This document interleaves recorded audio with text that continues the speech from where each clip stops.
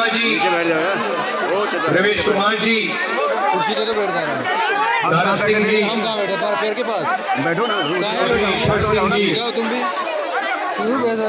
जयप्रकाश जी, हमारे कैंडिडेट अब ले भाई बैठा। सुरेंद्र कुमार जी, राजेश गुप्ता जी, स्टेज पे कांग्रेस पार्टी के वरिष्ठ नेता, हमारे प्यारे कार्यकर्ता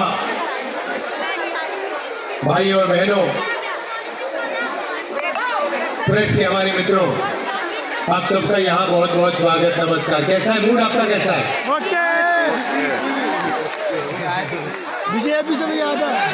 जब भी मीटिंग में जाता हूँ मैं कहता हूँ प्रेस के हमारे मित्रों, मगर ये हमारे मित्र नहीं है, ये बीजेपी के आरएसएस के मित्र हैं।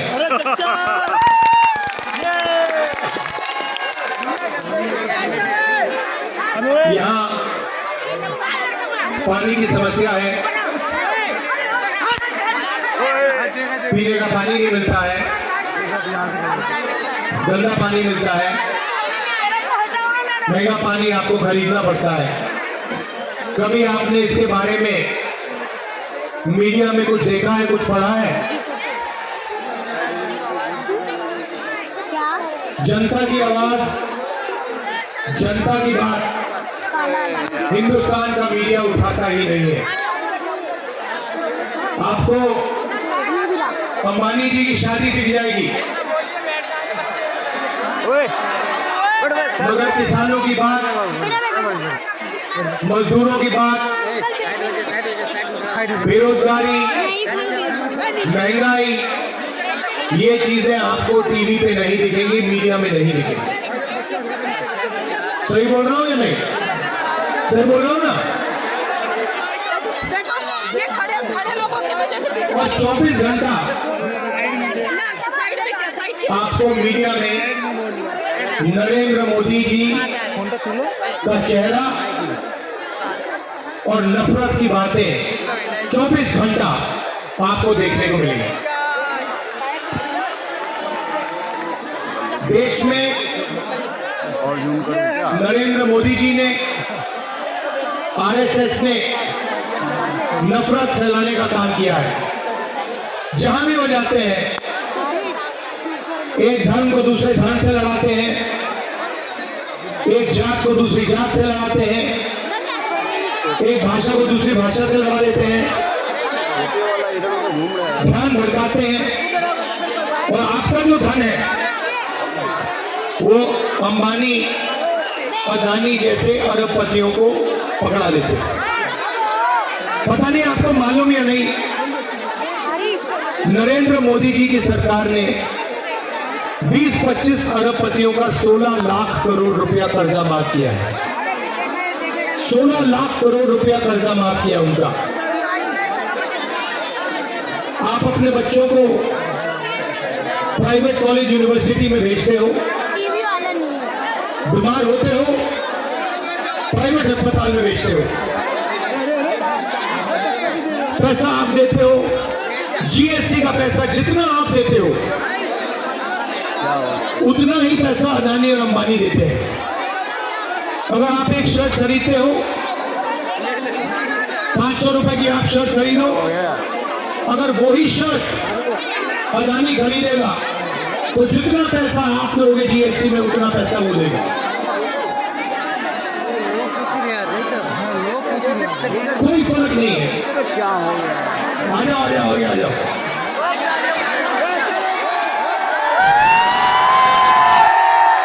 तो जितना पैसा आप देते हो जीएसटी में उतना वो देता है। पहले पब्लिक सेक्टर हुआ करता था, गरीब लोगों के लिए जगह थी, रोजगार मिलता था, सारी की सारी पब्लिक सेक्टर यूनिट बंद कर दी, सरकारी अस्पतालों को प्राइवेटाइज कर दिया, सरकारी कॉलेजेस यूनिवर्सिटीज को प्राइवेटाइज कर दिया, और नोटबंदी और जीएसटी के साथ इन्होंने छोटे दुकानदारों को, स्मॉल और मीडियम बिजनेस वालों को खत्म कर दिया, नष्ट कर दिया। नतीजा ये है कि आज हिंदुस्तान के युवाओं को रोजगार मिल नहीं सकता। आपको जो भी करना है कर लो, नरेंद्र मोदी जी की सरकार में और केजरीवाल जी की सरकार में आपको रोजगार नहीं मिल सकता है। आप लाखों रुपए खर्च करते हो, कॉलेज की डिग्री लेते हो, कोई इंजीनियरिंग करता है, कोई डॉक्टर बनने की कोशिश करता है, सर्टिफिकेट मिल जाता है, मगर नौकरी रोजगार नहीं मिल सकता है। कुछ दिन पहले दिल्ली रेलवे स्टेशन में एक युवा से मेरी बात हुई, कूली का काम कर रहा था और उसने मुझे बताया, राहुल जी मैंने लाखों रुपए देकर सिविल इंजीनियरिंग की डिग्री की है, मैं सिविल इंजीनियर हूं और आज मुझे कूली का काम करना पड़ रहा है। ये है हिंदुस्तान की और दिल्ली की सच्चाई। पहले केजरीवाल जी आए थे, लंबे लंबे भाषण किए थे, छोटी गाड़ी में घूमते थे, मफलर लिए घूमते थे, बिजली के खंभों पे चढ़ जाते थे। याद है आपको? याद है? देखा होगा आपने, बिजली के खंभे पे चढ़ गए थे, कहा था मैं साफ राजनीति लाऊंगा। उसके बाद दिल्ली में सबसे बड़ा स्कैम, शराब का स्कैम, करोड़ों रुपए का स्कैम, उनकी पार्टी ने, उनके लोगों ने किया है। भ्रष्ट सरकार चलाई है। और मोदी जी जो करते हैं, झूठे बयान देते हैं, हर मीटिंग में झूठ बोलते हैं, वैसे ही केजरीवाल काम करते हैं। 5 साल पहले उन्होंने कहा था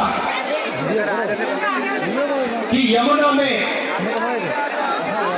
केजरीवाल जी ने कहा था यमुना में मैं स्नान करूंगा और यमुना जी का पानी पीऊंगा। 5 साल हो गए, आज तक केजरीवाल जी ने यमुना का पानी नहीं पिया है।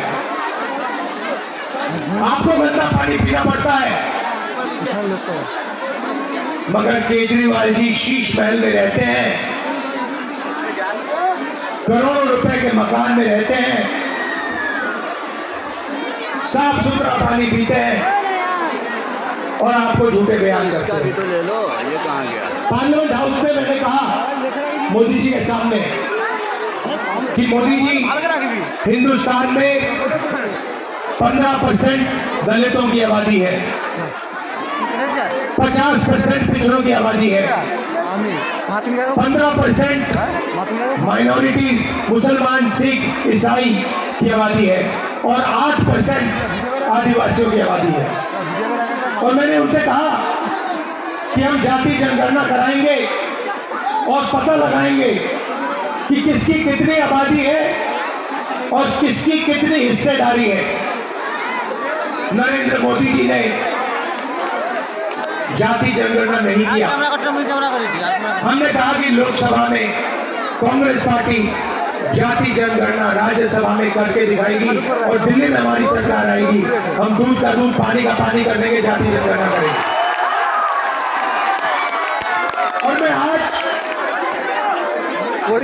वही सवाल केजरीवाल जी से पूछना चाहता हूं। मैंने पार्लियामेंट में कहा कि जो 50% की दीवार है, रिजर्वेशन की जो दीवार बना रखी है कि रिजर्वेशन को 50% से ज्यादा नहीं किया जाएगा, मैंने पार्लियामेंट में कहा, कांग्रेस पार्टी के नेताओं ने कहा कि हम इस 50% की दीवार को तोड़ देंगे, हम रिजर्वेशन को 50% से ज्यादा बढ़ा देंगे। मैं केजरीवाल जी से पूछना चाहता हूं, आप साफ बता दो, आप रिजर्वेशन को 50% से ज्यादा करना चाहते हो या नहीं? मैं जानता हूं कि केजरीवाल जी और मोदी जी दोनों रिजर्वेशन के खिलाफ है, दलितों के खिलाफ है, अल्पसंख्यकों के खिलाफ है, पिछड़ों के खिलाफ है, गरीब लोगों के खिलाफ है। केजरीवाल जी को साफ कह देना चाहिए कि वो दिल्ली में जाति जनगणना करवाएंगे और रिजर्वेशन को 50% से ज्यादा बढ़ाने का काम करेंगे। मैं आपको गारंटी देता हूं कि केजरीवाल जी ये नहीं कह सकते हैं, क्योंकि केजरीवाल जी रिजर्वेशन के खिलाफ है और दलितों के खिलाफ है और अल्पसंख्यकों के खिलाफ है। मैं आपसे पूछना चाहता हूं, जब माइनॉरिटीज पर आक्रमण होता है, जब बीजेपी के लोगों ने आपके खिलाफ दिल्ली में हिंसा की, तो केजरीवाल जी कहां थे? मुझे आप बताओ। केजरीवाल जी आपके साथ खड़े थे? केजरीवाल जी आपके लिए लड़े? बिल्कुल नहीं। ये सच्चाई है, ये सच्चाई है। केजरीवाल जी रिजर्वेशन के खिलाफ है, गरीबों के खिलाफ है, दलितों के खिलाफ है। भाइयों और बहनों, विचारधारा की लड़ाई है। एक तरफ कांग्रेस पार्टी और संविधान, हमारा कहना है कि हिंदुस्तान में सब लोग एक समान हैं, हर धर्म की, हर जात की, हर भाषा की रिस्पेक्ट होनी चाहिए। और जैसे मैंने कहा, नरेंद्र मोदी जी के नफरत के बाजार में हमें मोहब्बत की दुकान खोलनी है। और ये एक बात साफ समझ लीजिए, नरेंद्र मोदी जी से कांग्रेस पार्टी और राहुल गांधी नहीं डरते हैं, उल्टा नरेंद्र मोदी जी हमसे डरते हैं, कांग्रेस पार्टी से डरते हैं और हमसे डरते हैं। हम संविधान को बचाने का काम करते हैं। संविधान में साफ लिखा है कि सब लोगों की रिस्पेक्ट होनी चाहिए, लोगों को रिजर्वेशन मिलना चाहिए, अरबपतियों की सरकार नहीं होनी चाहिए। और जो काम नरेंद्र मोदी जी करते हैं, रिजर्वेशन के खिलाफ काम करते हैं, भाई उसको तो कॉन्स्टिट्यूशन के खिलाफ काम करते हैं, कल तो देखा मुकाबला कांग्रेस पार्टी देती है। हम खड़े रहते हैं। आप देखो, आप मुझे बता दो, कांग्रेस पार्टी के नेता कन्याकुमारी से कश्मीर तक चले, 4000 किलोमीटर, 4000 किलोमीटर कांग्रेस पार्टी के नेता चले, हम सब चले और देश को हमने बोला कि ये नफरत का देश नहीं है, ये कभी नफरत का देश नहीं रहा है और ये नफरत का देश नहीं है। नफरत मीडिया फैलाती है, नफरत नरेंद्र मोदी फैलाते हैं, मगर इस देश के दिल में नफरत नहीं है। ये मोहब्बत का देश है, भाईचारे का देश। पूरे देश को हमने बोला और हमने सबसे कहा कि डरने की कोई जरूरत नहीं है। हिंदुस्तान में किसी को डर नहीं लगना चाहिए। मोहब्बत का देश है। नफरत के बाजार में हमने मोहब्बत की दुकान खोली। और मैं आपसे भी कहना चाहता हूं, मैं आपसे कहना चाहता हूं कि देखिए, जहां भी बीजेपी के लोग कौन सा हाथ हटाऊं? नफरत फैलाते हैं, जहां भी वो नफरत फैलाते हैं, वहां पे आपको कांग्रेस पार्टी के नेता राहुल गांधी, बाकी नेता मिलेंगे जो नफरत के बाजार के बीच में मोहब्बत की दुकान खोलेंगे। हम रोजगार की बात करते हैं, विकास की बात करते हैं, प्रगति की बात करते हैं। आपको याद होगा, शीला जी के टाइम में दिल्ली में सड़कें बनी, विकास हुआ। हम झूठे वायदे नहीं करते थे। केजरीवाल जी, मोदी जी दोनों 24 घंटा झूठे वायदे करते हैं। जैसे मैंने आपसे कहा, केजरीवाल जी कहते हैं, कहा था उन्होंने कि मैं यमुना का पानी पीऊंगा। मैं चैलेंज करता हूं, केजरीवाल जी, जो आपने कहा था, ऐसी मीटिंग में जो कहा था, जो दिल्ली को आपने वायदा किया था कि मैं यमुना को साफ करूंगा और यमुना जी का पानी पीऊंगा, मैं आपको चैलेंज करता हूं, आज आप जाके यमुना जी का पानी पी लीजिए। चैलेंज करता हूं, आप दिल्ली की जनता को यमुना जी का पानी पानी पिलाते हो, गंदा पानी पिलाते हो, आप साफ पानी पीते हो। मैं चैलेंज करता हूँ जाके यमुना जी का पानी पियो। उसके बाद अस्पताल में आपसे मिलेंगे, मगर आप ये कभी नहीं करोगे। आप ही ने देश को कहा था कि मैं साफ राजनीति करना चाहता हूं, और आपके लोगों ने और आपने मिलकर दिल्ली में सबसे बड़ा भ्रष्टाचार किया, शराब का स्कैम किया आपने, और पूरा देश जानता है, पूरा देश जानता है कि आपने भ्रष्टाचार किया है दिल्ली में, दिल्ली का हर नागरिक जानता है। तो आपने जो वायदे किए थे, आपने वायदे पूरे नहीं किए, आपने झूठे वायदे किए। ये फर्क है कांग्रेस पार्टी में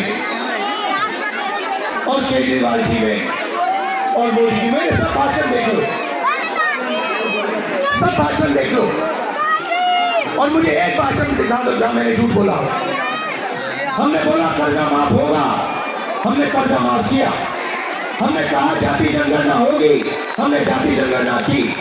हमने कहा कि कर्नाटक में, तेलंगाना में हम महिलाओं को फ्री बस टिकट दिलवाएंगे, हमने दिलवाया। एक भाषण नहीं मिलेगा जहां मैंने झूठ बोला। और आप ये भी जानते हो कि जब भी हिंदुस्तान के किसी भी नागरिक पर हमला होता है, जहां भी नफरत फैलाई जाती है, मैं आपको वहां खड़ा हुआ दिखाई दूंगा। आप जानते हो कि बाकी सब लोग ना आए, जहां नफरत फैलाई जा रही है वहां राहुल गांधी खड़ा दिखाई देगा, मोहब्बत की बात करेगा, लोगों को जोड़ने की बात करेगा, गरीब लोगों की रक्षा करेगा। ये सच्चाई है, मुझे बोलने की भी जरूरत नहीं। और मैं आपसे सर्टिफिकेट नहीं मांगता हूं, और मैं ये भी नहीं कहता हूं कि भैया मैं ये करता हूं, मैं वो करता हूं, मैं वो करता हूं। मैं साफ बोल देता हूं, देखिए भैया हम ये करेंगे। हमने यहाँ पे वायदे किए हैं, हमने कहा है कि महिलाओं को हम बैंक अकाउंट में पैसा देंगे। मैं कह रहा हूँ गारंटी करके हम देंगे।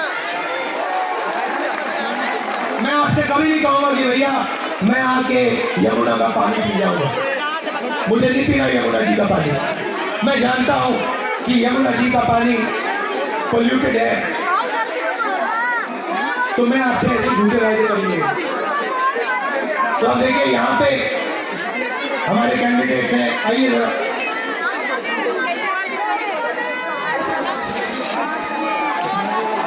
आइए आइए ये हमारे कैंडिडेट हैं, भारी बहुमत से इनको जिताइए। कांग्रेस पार्टी विचारधारा की पार्टी है, कॉन्स्टिट्यूशन की पार्टी है, मोहब्बत की पार्टी है। हम झूठ नहीं बोलते हैं, हम नफरत के खिलाफ लड़ते हैं, और हम कॉन्स्टिट्यूशन का हिंदुस्तान चाहते हैं। आप सबका बहुत बहुत धन्यवाद, नमस्कार, जय हिंद।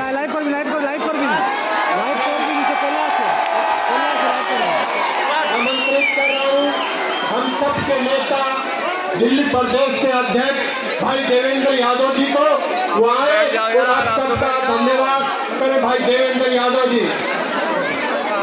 आदरणीय राहुल जी, मैं सिर्फ दो बात कहना चाहता हूँ कि आज जिस देश में नफरत की राजनीति को हवा देने के काम केंद्रीय सरकार कर रही है, भारतीय जनता पार्टी कर रही है, वहीं दिल्ली में आम आदमी पार्टी जिसने झूठे वादे किए